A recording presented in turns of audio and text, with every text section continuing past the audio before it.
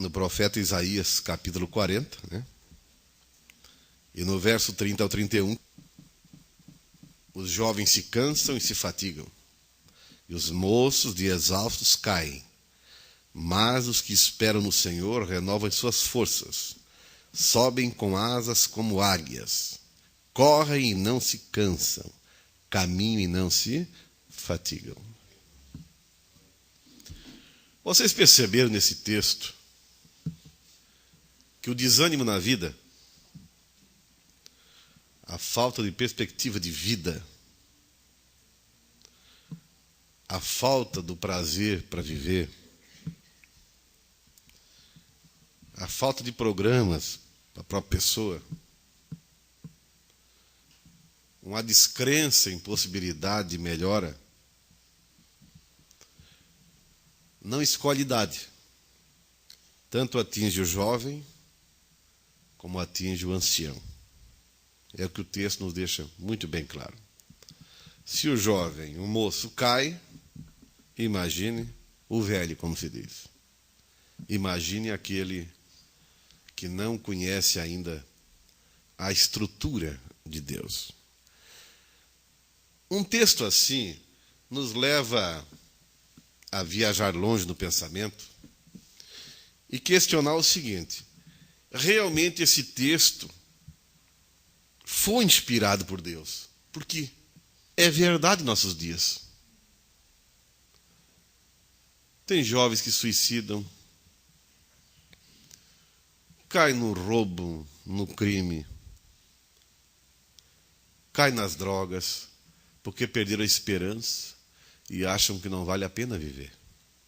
Isso já é o efeito da queda. Vida exausta, caiu, né? Se cansou de viver. Agora, tem outro mistério nesse texto aqui, quando nos mostra a palavra os que confiam, ou os que esperam. Parece que só no fato de a pessoa ter esperança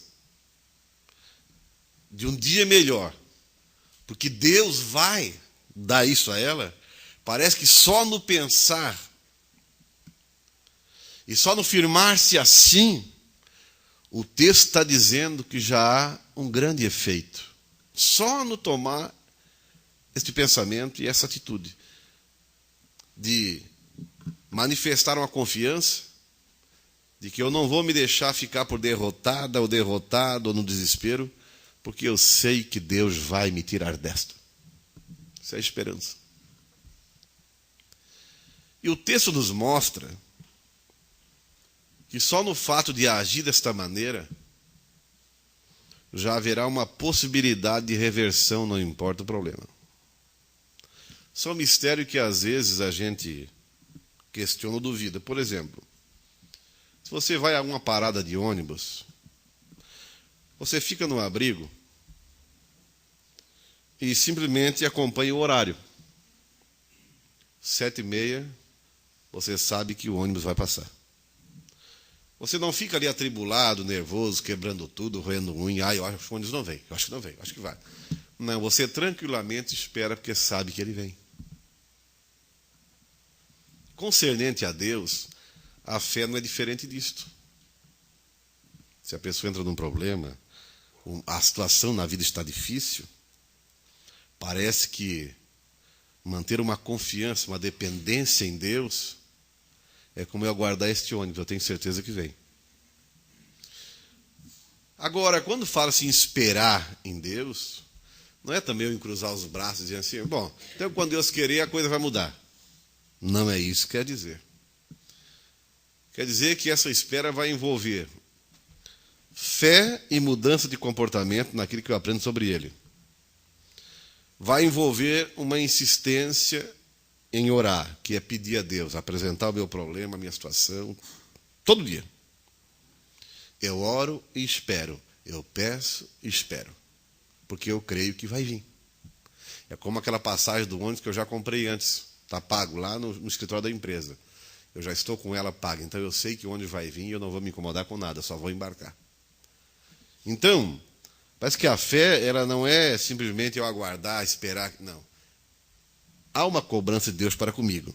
Por exemplo, nós lemos aqui o efeito de pessoas que deixam de confiar e esperar em Deus.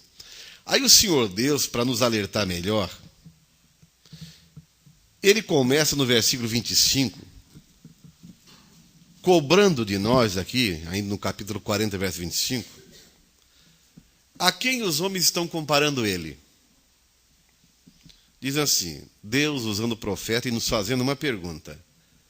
A quem, pois, me comparareis? Para que eu lhe seja igual, diz o santo. Amém? Esse santo é o nosso Deus. Ele está perguntando, a quem vocês estão me comparando? Vocês estão me comparando a um Deus que não fala? A um Deus que não se revela? A um Deus que não age? Vocês me comparam ao preto velho, ao tranca-rua? É como ele fizesse a mesma pergunta. E ele, ao mesmo tempo, daria uma resposta. Esses nomes não fazem nada. E não pensam que eu sou semelhante a eles. Eu sou Deus. É como se Deus dissesse, eu sou Deus, eu sou diferente. Aí ele diz assim, no verso 26. Levantai ao alto os olhos e vede. Quem criou estas coisas? Que são as estrelas, os astros, né? Aquele que faz sair o seu exército de estrelas, todas bem contadas, as quais ele chama pelo nome, por ser ele, esse Deus, grande em força e forte em poder, nenhuma só vem a faltar. Esse Deus está nos mandando olhar para o exército dos céus e, através da imagem de ver os astros, transferir para a nossa vida. E ele está dizendo o seguinte, olha, tente contar as estrelas. Aí começamos uma, duas, perdemos a conta, tantas que são. E ele diz, pois é, mas só que eu conto todas elas, não me esqueço de nenhuma e chamo todas pelo nome. Então esse Deus pede para nós não compararmos ele aos ídolos e nem aos humanos. Por quê? Porque os humanos são limitados no socorro a nós. O ser humano, muitas vezes, ele não nos vê. E não tem forças para nos socorrer. Ele está dizendo, eu, Deus, não sou assim. Eu não sou assim. Olhe para o exército dos céus e pergunte quem é que criou tudo isso. Ele está dizendo, é claro que fui eu. Estão vendo as estrelas? Tem tanta, você conta? Não. Mas eu conto todas, não me esqueço de nenhuma, e dei nome a elas, não me esqueço de nenhuma. Ele quer dizer o quê? Vocês, seres humanos, também estão todos contados. Eu não me esqueci de ninguém. Se tem alguém caindo e tropeçando, morrendo, a culpa não é minha, diz ele, é falta de olhar para mim. Para a minha criação e buscar o meu poder. Então ele tenta nos transferir a mente para o universo, para podermos questionarmos e dizermos, bom, se esse Deus criou tudo isso, se ele não esquece de nenhuma estrela, então ele não vai esquecer de mim. Então se a minha vida não vai bem, o culpado sou eu, não é que ele me abandonou. Talvez eu tenha agido errado. Precisamos entender isso. Ele diz no verso 27, por que, pois, diz, ó Jacó, e falas, ó Israel, o meu caminho está encoberto ao Senhor e o meu direito passa despercebido ao meu Deus? Assim estava o povo. E Deus via tudo isso. Então, olha a introdução do verso 27. Por que, pois, dizes, ó Jacó? Quer dizer, Jacó, a nação, falava de Deus, dizia consigo mesmo, Deus se esqueceu de mim. Deus não me vê. O meu caminho está encoberto para ele. A minha vida não interessa para ele. E Deus ouvia o lamento. Deus percebia o andar de Jacó. Deus sabia o que Jacó vinha pensando. E eu sei que muitas vezes, como a própria palavra está falando claramente no coração de alguém, e eu sei que está, tenho certeza absoluta, que alguém tem pensado assim, senão Deus não dava essa palavra. E essa não é a maneira correta de agirmos para com Deus. Não é assim que Deus quer que nós venhamos pensando. Ele quer que nós o reconhecemos. aprendemos a depender dele, a buscar realmente refúgio nele, a buscar socorro nele, e ele então tenta transferir, tenta mudar a nossa maneira de pensar e questionarmos sobre toda a criação. E podemos ver por trás da criação a mão de um grande e poderoso Criador. Se eu não entender quem é Deus, se eu não aprender a conhecer quem é Deus, a analisar quem é Deus, e Ele nos manda olhar para a criação, para todo o universo, quem fez tudo isso? E não podemos entrar pelo caminho que as escolas ensinam. A teoria da evolução, a teoria não sei do que, e não sei o que mais. Sempre lembrando, teoria não é verdade. Ela já diz, é uma teoria, é uma suposição. Mas só que de tanto falar em teoria, está tornando-se verdade na vida de muitos. Não. Verdade é Deus e sua palavra. Teoria não tem nada a ver com verdade, uma suposição, talvez seja. Mas de tanto bater numa mentira, o povo daqui a um pouco descarta. Deus não existe, vão pelo caminho da evolução, do mero acaso, né? Que o universo surgiu de uma explosão.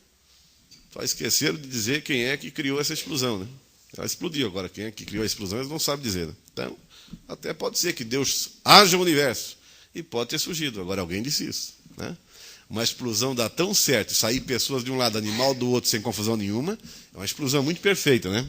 Eu tenho ouvido e visto pela televisão explosões no Iraque, no Irã, mas tem dado pedaço de gente para tudo quanto é canto. Agora uma que dê tudo certinho, estrela para cá, sol para lá, terra aqui, Marte lá, gente aqui, animal lá, essa é difícil uma explosão fazer isso. A não ser um ato do Criador, chamado Deus, né? Aí o verso 28, esse Deus diz assim, ó, não sabes, você mulher homem, não ouviste que o eterno Deus, o Senhor, o Criador dos fins da terra, nem se cansa, nem se fatiga? Não se pode esquadrinhar o seu entendimento. Alguém às vezes diz assim, ó, vou parar de pedir a Deus alguma coisa, que ele já deve estar cansado de mim. É que ele está dizendo, meu filho e minha filha, eu não me canso de ninguém. Todo aquele que vem a mim, diz Jesus, de maneira nenhuma lanço fora. Eu não me canso de ninguém. A gente às vezes se cansa de Deus. Ah, mas não é fácil. Ah, eu vou lá, cantar para Deus. Por que eu vou cantar para Ele? Por quê? Porque Ele é o teu Deus. Ele merece nosso louvor. E há esse mistério de reconhecimento de um Criador. Por trás deste reconhecimento, Ele libera forças dele para nós. Este é o segredo para ser jovem e não se cansar. O verso número 29 diz assim, que esse Deus faz forte a quem? Ao cansado.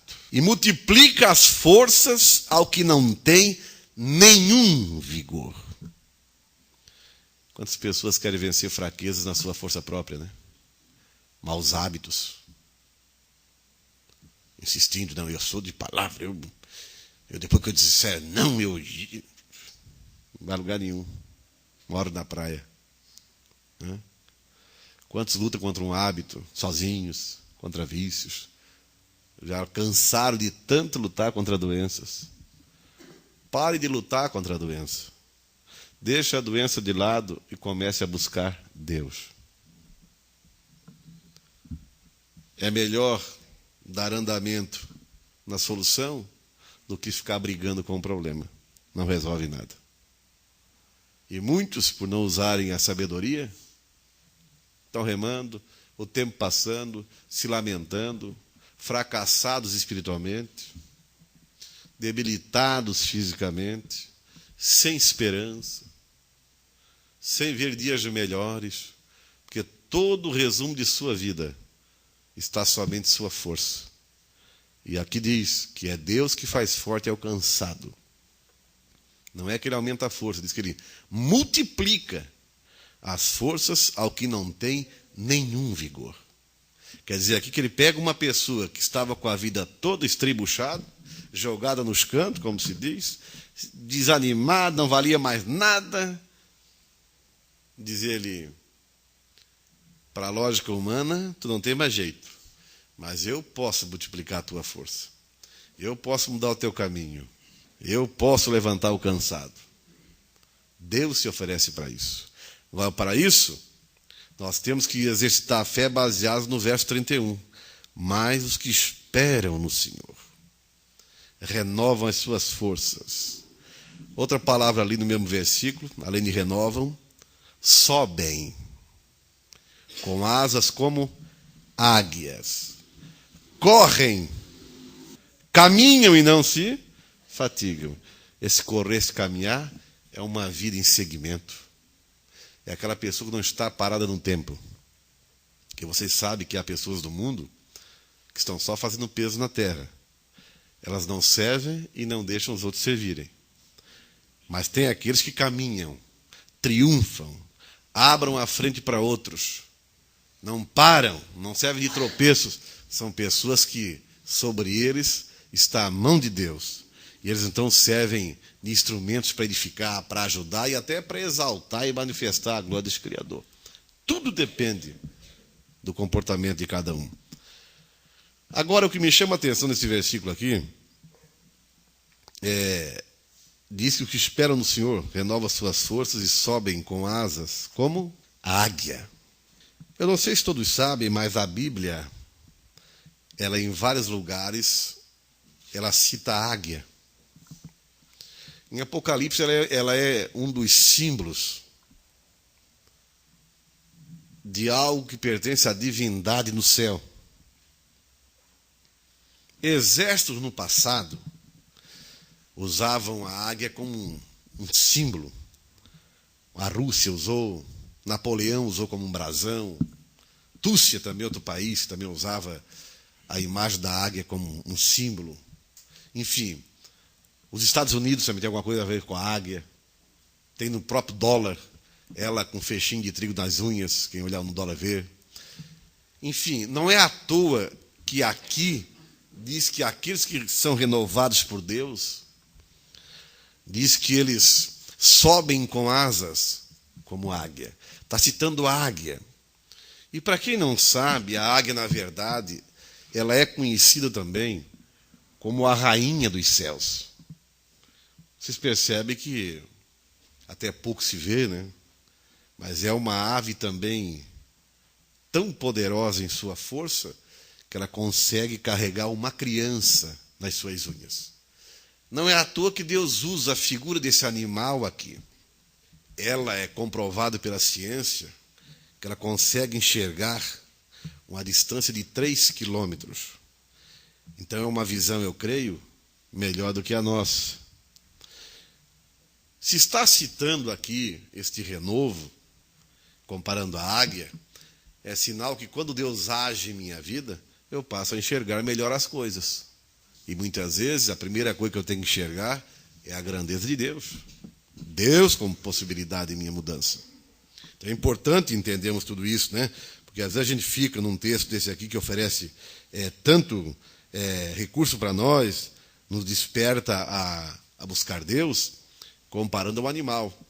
Uma outra coisa que é falada sobre a águia, diz que ela consegue atingir uma velocidade de 300 km por hora. Não é fácil uma ave atingir isso. As pessoas que aprendem a viver a fé no poder de Deus, a tendência é ser pessoas diferentes. Pessoas que são ágeis, pessoas que são rápidas, pessoas que têm poder. Como você está comparando a águia, então o cristão realmente tem que ser diferente dos outros seres humanos. Porque a águia, ela é diferente das outras aves. Ela percorre também uma quilometragem em voo muito longa e é a única ave que consegue descansar enquanto voa. Isso prova para nós que nós também podemos servir Deus neste mundo, com toda turbulência e tribulação, e não nos cansar. Enquanto o mundo cai, nós estamos avançando. Por isso Deus nos compara com uma águia. Uma outra coisa que tem uma grande vantagem a águia é que ela não precisa fugir da tempestade. Quando ela está em voo e arma-se uma grande tempestade, por ser uma ave de um grande porte, de um poder de voo grande, uma visão grande, ela então sobe mais alto e fica acima da tempestade. Ela não fica no meio da turbulência, se quebrando toda. Ela tem poder para voar e passar por cima da tempestade.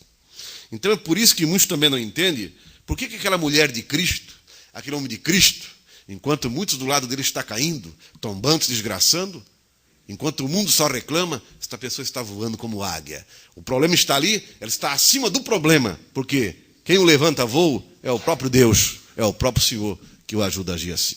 Precisamos aprender esses detalhes com ela. Uma outra coisa que a águia faz muito bem feito é que ela não faz os ninhos dela, lugar de criar seus filhotes, em qualquer lugar. Não, ela procura árvores muito altas, ela procura rochas para poder o quê? Para poder dar segurança ao ninho e aos filhotes. Agora, se ela colocasse sua prole em qualquer lugar, automaticamente correria perigo de vida. O que é de valor nosso, seja nossa alma, nossa vida, não podemos levar desleixado de qualquer jeito. Não podemos entregar o nosso valor para qualquer coisa, para qualquer ambiente, para qualquer força, mas sim, devemos escolher também o melhor para nós como águia. E o melhor para nós é Deus e sua palavra. O que dá segurança à águia é realmente fazer seu ninho na montanha. A própria Bíblia diz que do alto vem o socorro nosso. E diz que os que confiam no Senhor serão como os montes de Sião que não se abalam. E realmente, a águia, para ser comparada ao ser humano, deve ter muita vantagem na vida desta ave. Uma outra coisa que ela costuma fazer é que após ela ter sua prole, seus filhotes, ela é sábia no agir. Eles estão lá no alto com ela, filho com a mãe. Do alto ela tudo vê. Chegou a hora dela ensinar seus filhotes a voar como a mãe. Chegou a hora de quem está bem ensinar o filho a andar como a mãe anda, na altura, na presença de Deus, vencendo e para vencer. O que ela faz? Ela empurra os seus filhotes para fora do ninho. Alguns não querem ir, mas ela empurra. Ela empurra para que eles aprendam a voar. Nós, em nossa vida, muitas vezes, não queremos situação difícil. Não queremos arriscar. Não queremos passar. Não queremos exercitar a fé. E ela força os filhotes a exercitarem a fé. Mas ela, quando os empurra para fora do ninho, ela fica do alto observando. Se alguma coisa der errada com o filhote, uma velocidade tremenda, ela se joga do alto, vai e pega ele por baixo e o levanta de novo. A vida para com Deus, ela não é diferente. Se é citado a águia como um animal e como um símbolo de parte da divindade no céu, é sinal que esse Deus realmente nos cuida em tudo, e quando Ele permite que passamos por uma turbulência ou por um momento de luta e que exige que eu exercite a minha fé, não corra do exercício. Pode confiar que esse Deus está de olho em você. E Ele não vai deixar você ser tentado ou tentada além das tuas forças. É o que Ele promete na palavra dEle. Observe como a Bíblia, Jó já observava também este animal, esta ave, como ela agia. Capítulo 39 do livro de Jó, antes do Salmo, 39 é o capítulo. Capítulo 39 de Jó, aqui fala da águia, verso 27. Ou é pelo seu mandado, pelo mandado de Deus, que se remonta a águia e faz alto o seu ninho, habita no penhasco, onde faz sua morada, sobre o cimo do penhasco, em lugar seguro. Dali do penhasco, descobre a presa.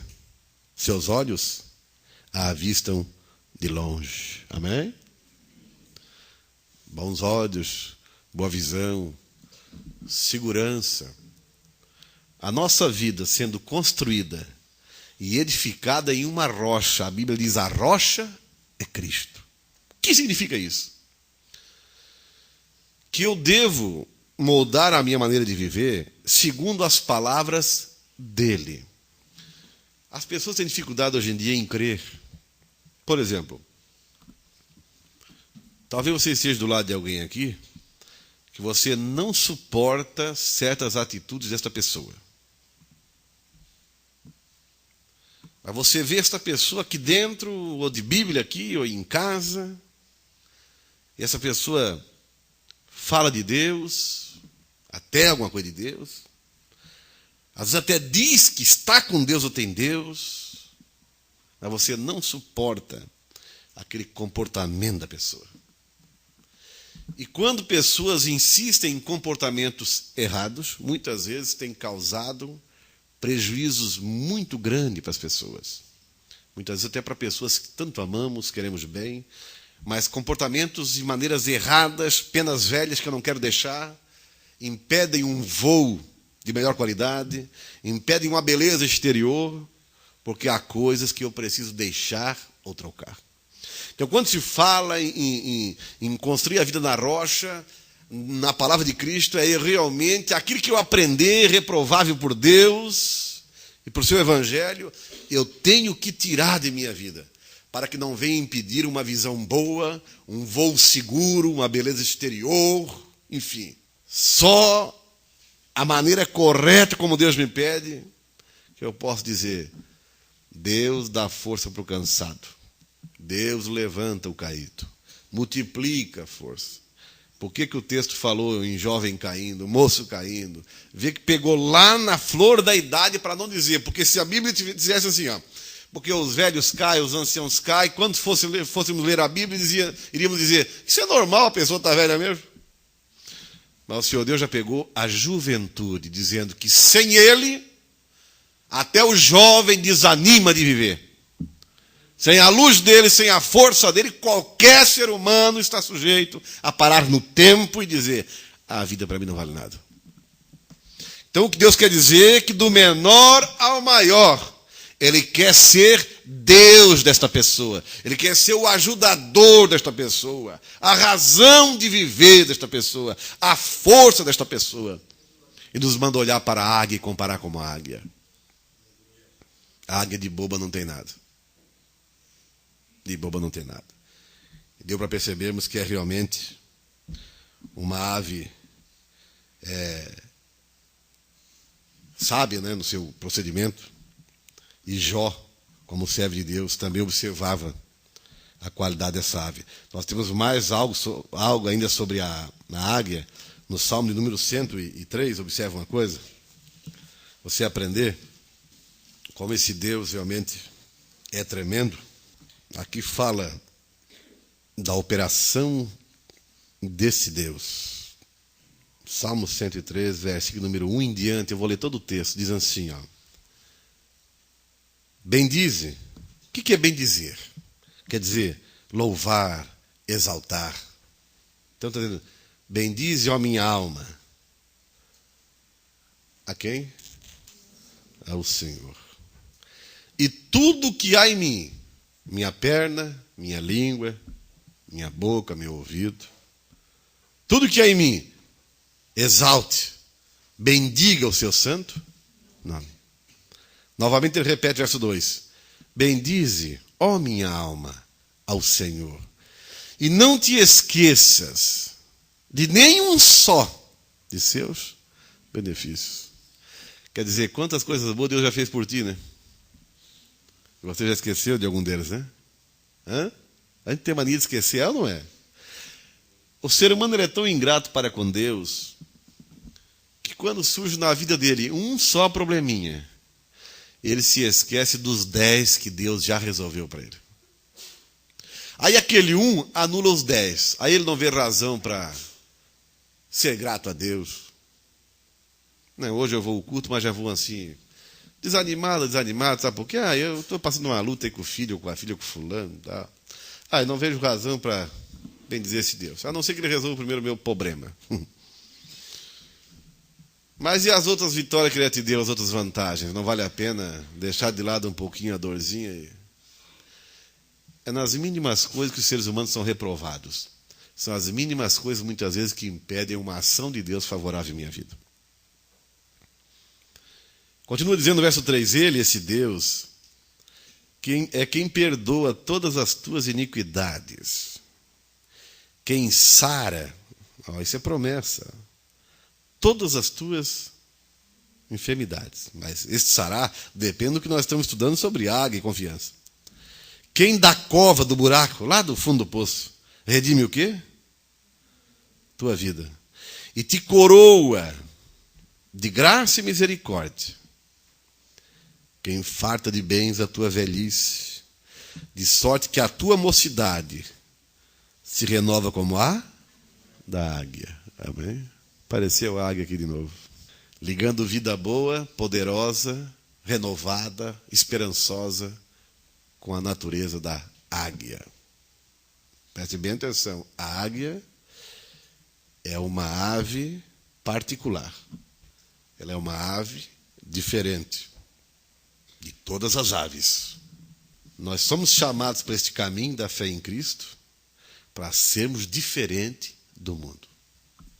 Você, como crente, não tem o direito de viver arrastando-se ou desanimado ou depressivo. Não é este o Deus que se ofereceu para ser teu Deus. Alguma coisa está errada e não é com Deus. Seja a tua fé, seja a tua esperança. Não deixa isso te dominar. Não pare no tempo. Acredite que o que diz a própria palavra de Deus, que o choro até pode durar uma noite, mas a alegria vem pela manhã. Quer dizer que quando nós permanecemos olhando para esse Deus, podemos ouvir maus rumores, más notícias, surpreendidos por coisas da vida. Agora, se termos a convicção, se termos a plena certeza de que nós estamos servindo agora e vivendo a dependência do Criador do céu e da terra, e eu pôr no meu coração e dizer, eu vou sair dessa, eu vou vencer porque eu sou de Deus, estou buscando ajuda nele, ele é o meu Deus, eu não vou me dar por derrotado ou derrotada, eu vou sair dessa, porque o meu Deus vai me ajudar. Isso é ser águia. Isto é ser águia. Nós temos algo registrado aqui na Bíblia, em 2 Crônicas, sabe ali, no Velho Testamento, sobre um rei que teve uma má notícia. 2 Crônicas, capítulo 20. Observa uma coisa ali. O que é viver a dependência no bom e grande Deus? Aqui, para você aprender e entender o que é esperar uma ação de Deus. Capítulo 20, 2 Crônicas. A partir do verso 2, a partir do verso 1, diz assim, ó. Depois disto, os filhos de Moabe e os filhos de Amon, com alguns dos meunitas, vieram a peleja contra Josafá, a lutar contra. Então, verso 2, vieram alguns que avisaram a Josafá, dizendo, olha, grande multidão vem contra ti, da além do mar da Síria. Eles que já estão em Azazon Tamar, que é em Gedi, quer dizer, lá no Vale do Cabrito, é o que significa a palavra.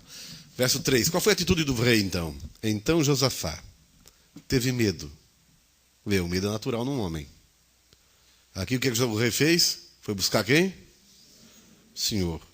E apregou o jejum em todo o Judá. Aí Judá, as pessoas de Judá, ali o Judá, que é a nação, se congregou para quê? Pedir socorro a quem? Também de todas as cidades de Judá veio gente para buscar o Senhor. Amém? Tem que pôr a fé em ação. Né? Maior pessoas buscando, mais resultado terá.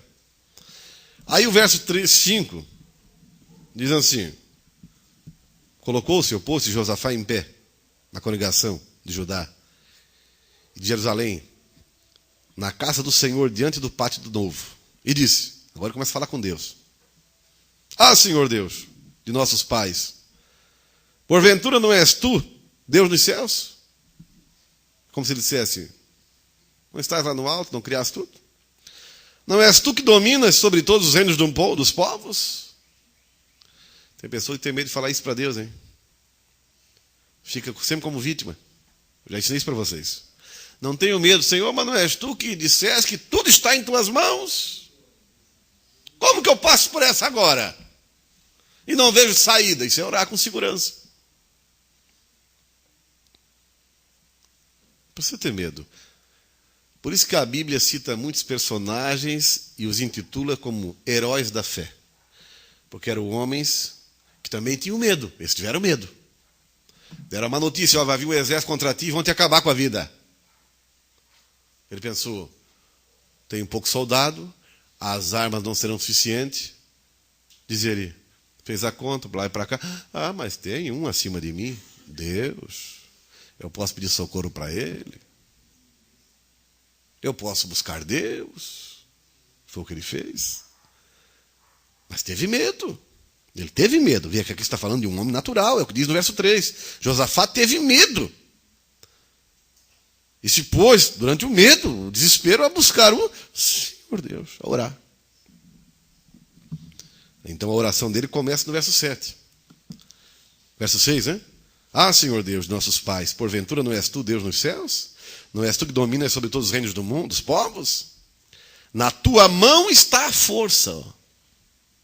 Na tua mão está a força e o poder. E não há quem te possa o quê? Resistir.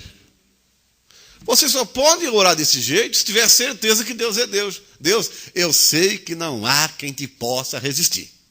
Na tua mão está a força. E é nesta mão que eu quero pegar. Isso é sabedoria. Isso é fé. Se eu viver segurando as mãos de Deus, quem vai cair, meu amigo? Quem vai viver de arrasto? Pode até vir o vendaval, a tempestade. Bom, tem pessoa que cai nem é com a tempestade, com o primeiro ventinho. Quando eu estou firme no poder de Deus, não tem tempestade. Eu sou como a águia, vou voar por cima. Tenho estrutura, tenho forças. Porque Deus é quem me capacita a voar por cima da tempestade. Alguém vai chegar para ti e vai dizer o seguinte: mas esse problema no mundo não te pegou. Não, eu estou por cima do problema. Porque esse Deus me ergueu, me levantou e me dá forças para que o mal não me derrube, pois o maior é o que está comigo do que o que está com o mundo. Tem que ter fé e segurança. Verso 7. Porventura, nosso Deus, não lançaste fora os moradores desta terra de diante do teu povo de Israel, e não adeste para sempre a posteridade de Abraão, teu amigo? Agora que ele citou Abraão. Vocês sabiam que na Bíblia todo crente em Jesus tem direito às promessas que Deus fez a Abraão? Diz que Abraão é chamado nosso pai na fé. Os homens oravam a Deus. Deus te prometeu para Abraão. E nós cremos em ti, baseado nas palavras que Abraão recebeu tua, e eu exijo, eu quero a minha vitória, o meu socorro, porque tu prometeu para o nosso pai Abraão. Quando você lê o livro de Gálatas, capítulo 2 em diante, vai falar muito sobre Abraão. As promessas em Cristo, citando Abraão, que é para você e é para mim. A força, a solução, a salvação, enfim. Aquela bagagem que precisamos para cruzar este mundo até a volta de Cristo. O verso 9 ainda ele cita, pulando 8, se algum mal nos sobrevier, porque Deus havia prometido livramento, espada por castigo, peste ou fome, nós nos apresentaremos diante desta casa e diante de ti, pois o teu nome está nesta casa, e clamaremos a ti na nossa angústia, e tu nos ouvirás e livrarás. É muito importante vir um culto, hein? Você aprender a vir buscar a Deus, a orar, a vir para esta casa, para um lugar exclusivo. Aqui não fizemos show, aqui oramos e estudamos a Bíblia. Então você, quando vir aqui dizer, Deus, este é um lugar que nós, esse grupo de pessoas, nos reunimos para te buscar. E aqui queremos ver tua mão, nossa vitória, receber a mudança, uma resposta da minha oração. Você deve agir assim. Vê que os homens valentes oravam assim. Eles cobravam de Deus as promessas. E Deus não se ofendia.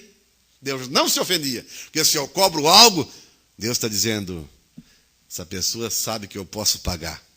Essa pessoa está acreditando que eu prometi. E isso é uma maneira de exaltar a Deus. Esse negócio, quando Deus querer, aquela coisa de vítima, não funciona, meu filho.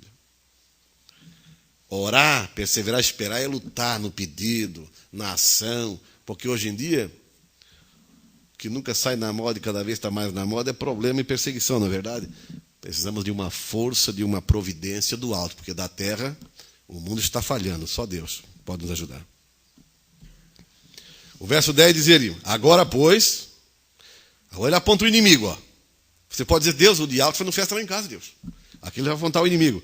Agora pois, eis que os filhos de Amon e Moabe, essa geração de Amon e Moabe aqui, foi fruto de uma zoeira, deu duas nações.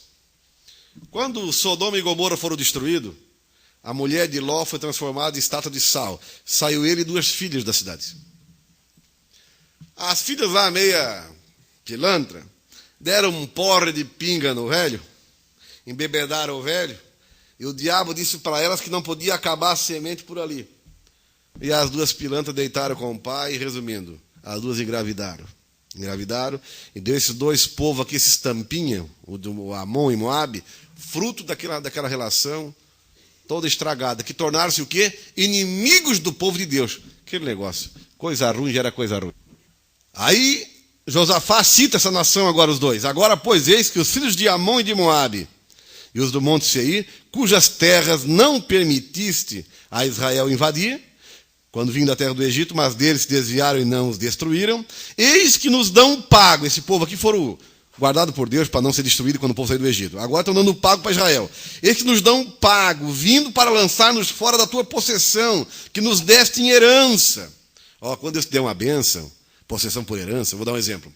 O diabo hoje tem desgraçado muito casamento. Mas o homem era meio leviano, o capeta pegou o homem no fraco e fez ele trair a companheira. Quer dizer, aí entra aquela luta, aquela desgraça na família e na casa e tal.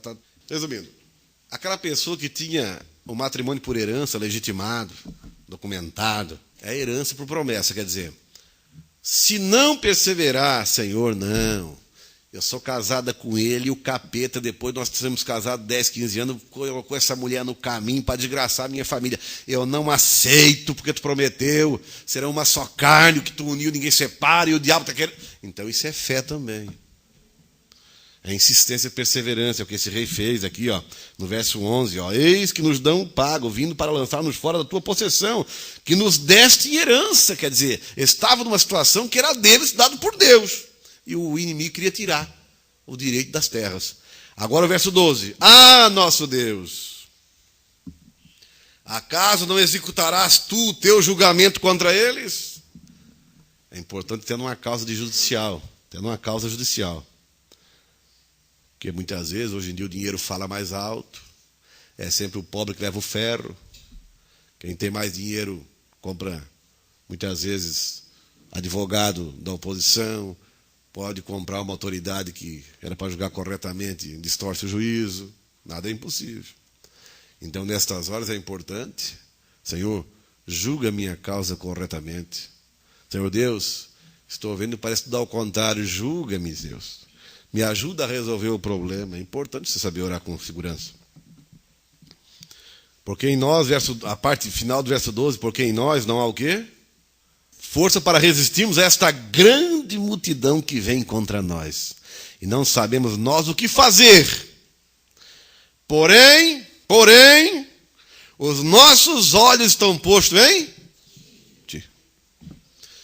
Quando tu não vê saída para lugar nenhum, olhe para o céu. Tente contemplar a criação.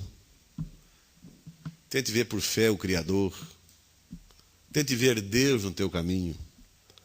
Põe a tua vida na mão dele. O que é a pessoa manter seus olhos em Deus? Se andar por fé.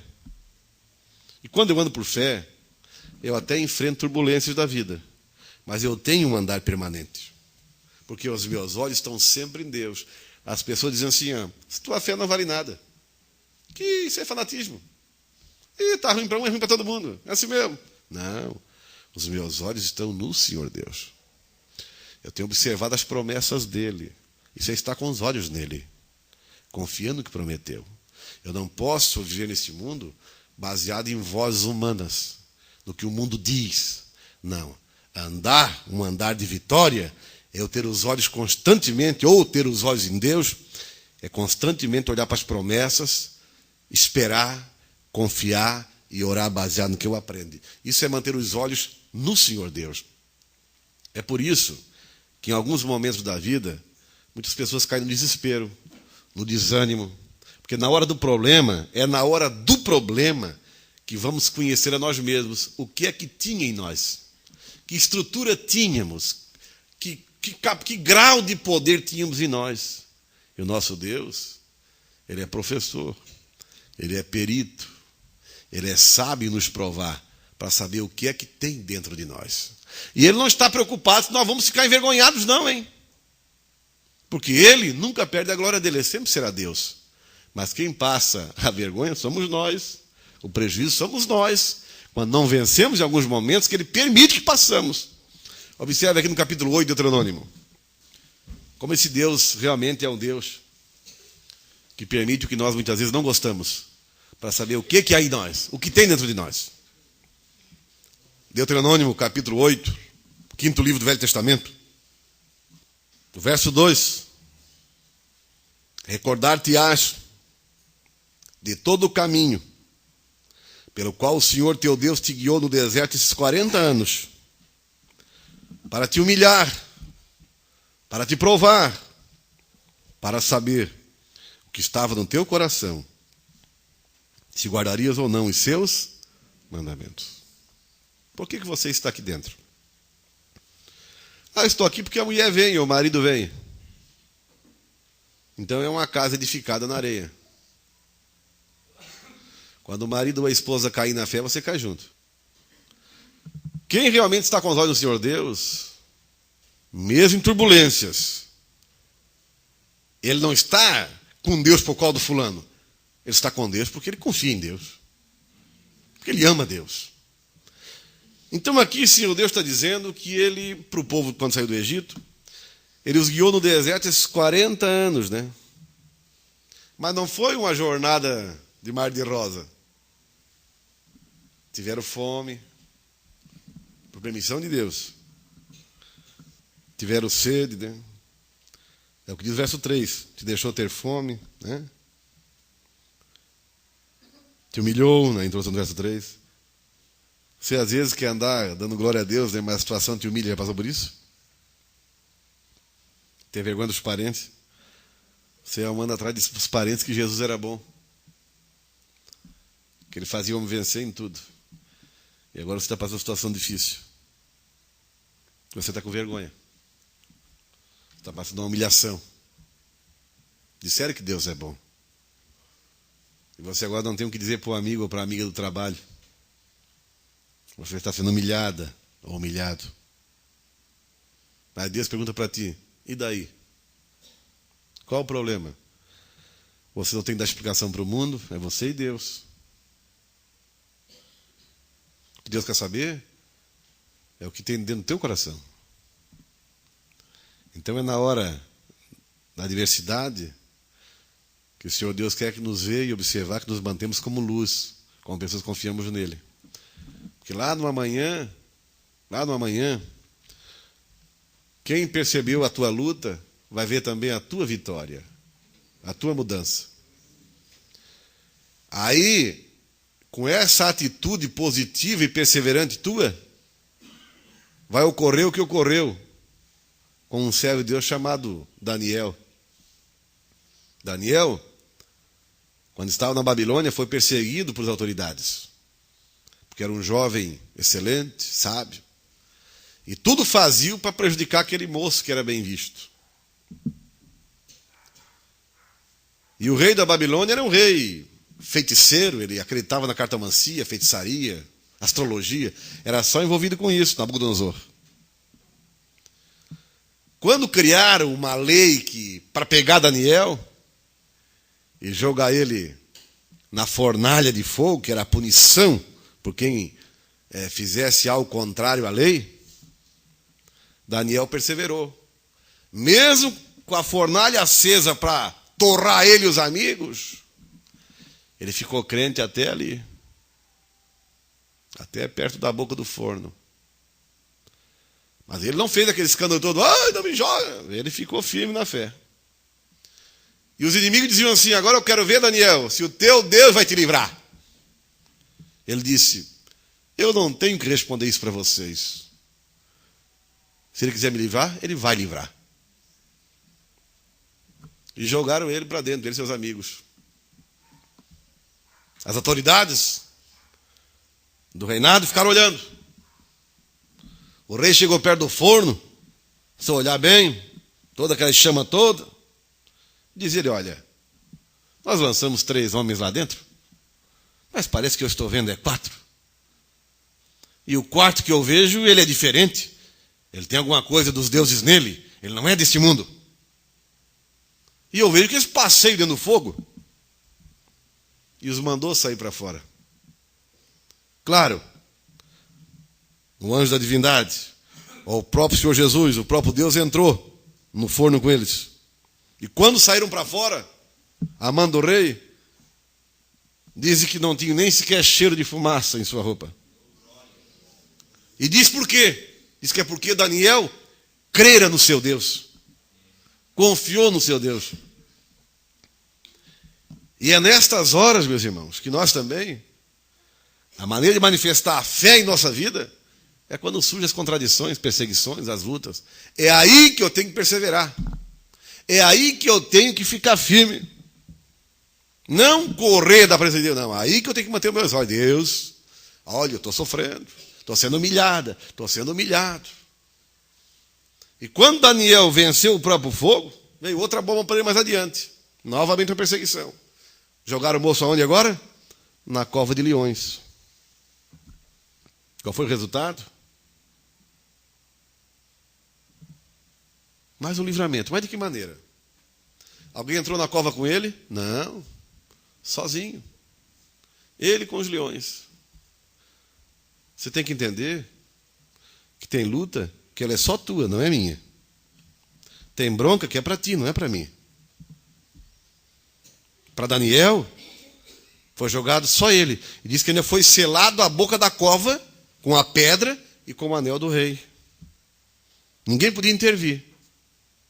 Tem dor que é só tua, só minha. Tem dor que tu não podia trazer para mim, eu não posso fazer nada. Tem luta que é tua, você tem que buscar Deus, saber por que tanta luta.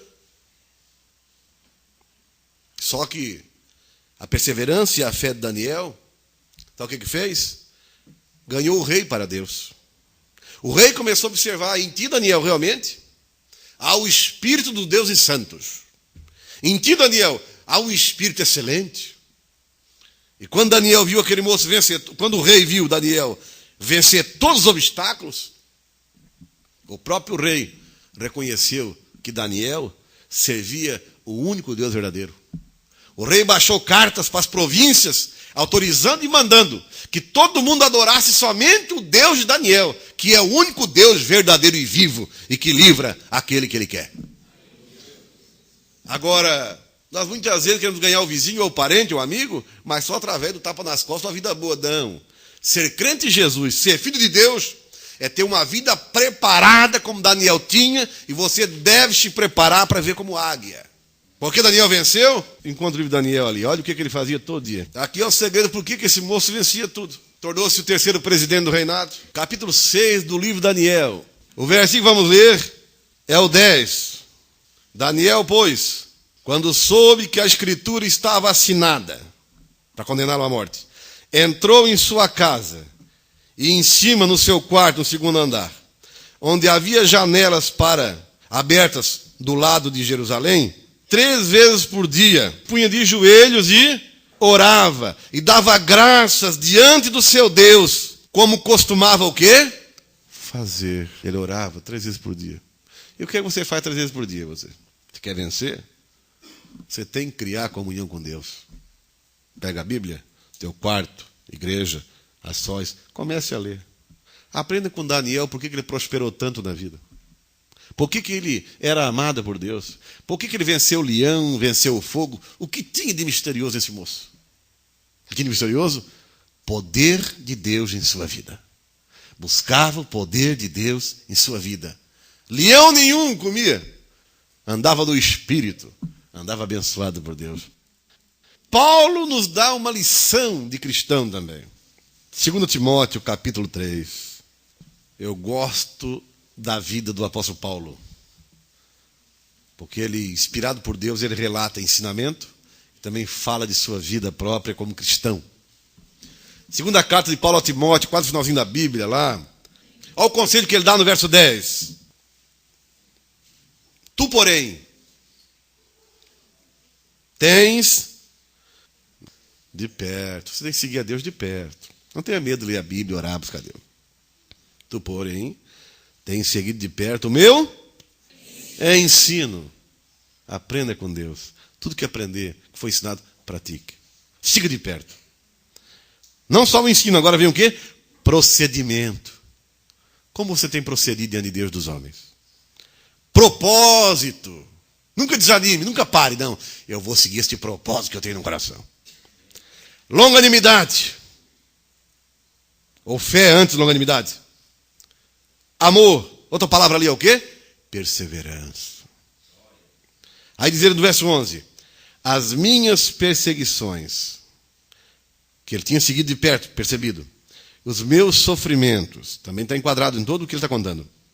Quais me aconteceram? O Paulo também sofreu, hein? Olha, você entendeu essa palavra aqui? Paulo falando dos meus sofrimentos. Seguir a Cristo envolve sofrimento. Esse negócio de ligar a televisão, está vendo propaganda, a tua vitória?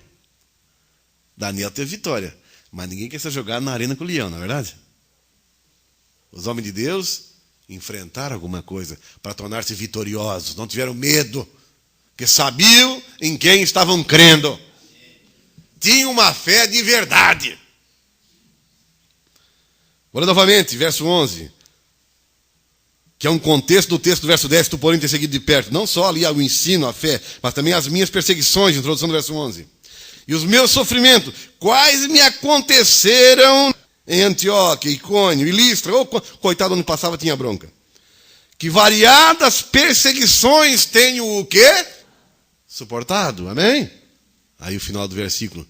De todas, porém, ou entretanto, me livrou o Senhor. O Senhor não livrou só da metade, ele diz, ó, de todas ele me livrou. Mas me livrou porque eu suportei. Nunca desista. Fique firme. Ore. Deus me tire dessa. Jesus me tira dessa. Eu tenho ouvido a teu respeito. Eu tenho ouvido o teu ensino. Me tira dessa. Todo dia peça. Puder orar 3 vezes por dia, 1 hora por vez? Ore. Puder orar 5, ore. Peça. Incomode o céu. Deus, tu pode. Eu sei que tu pode. Eu sei que tu pode me tirar dessa. E peça, e peça, e peça, e peça. E não desista enquanto não vê a mão de Deus agir a teu favor. Eu gosto muito do profeta Isaías, capítulo 64, verso 4, que diz que nunca se viu, nunca se ouviu, em outras palavras, um Deus além de ti, que trabalha para aquele que em ti espera. Quando você está orando, está pedindo, está clamando, está confiando, está se humilhando, Deus está mexendo, como se diz, com seus pauzinhos. Anjo, vem cá, prepara isso, prepara aquilo. Está ouvindo meu servo? Estou, meu senhor. Tem que levar isso para ele. Mexe lá naquela outra ponta. Mexe no coração daquele homem. Eu tenho que mudar o caminho daquele meu servo que está clamando a mim dia e noite. E Deus tem as maneiras de agir, de mexer e favorecer a quem busca o socorro a ele, a quem espera nele, a quem prova que crê. Porque eu só vou pegar um ônibus porque eu acredito que ele vai passar. Se eu sei que não vai passar, eu jamais vou pôr a briga de ônibus. E eu só oro porque eu creio que Deus me ouve. E se eu não acredito que ele me ouve e que não vale a pena crer nele, eu não manifesto atitude dessa maneira nenhuma, porque eu não creio. É por isso que esse semblante desanimado, de desmilinguido, de que perdeu o bonde para com Deus, não funciona. Manifeste confiança, manifeste fé, clame, invoque, Deus, meus olhos estão em ti, eu quero sair dessa, eu quero mudar, quero vencer, quero o batismo do Espírito Santo, quero poder. Quero um emprego, meu Deus. Tem tentado, batido em portas, parece que tudo está fechado. Mas tu é um Deus que abre portas. Tu é um Deus que dá vitória para quem clama, quem busca. É isso que o povo tem que aprender. Seguir a fé em Cristo não nos livra de perturbações. Mas é lá na perturbação que o Senhor Deus nos dá a vitória. Ele não nos tira do problema. Ele nos livra no problema. Nos ajuda a vencer o problema. As situações difíceis nos faz vencedores. Amém?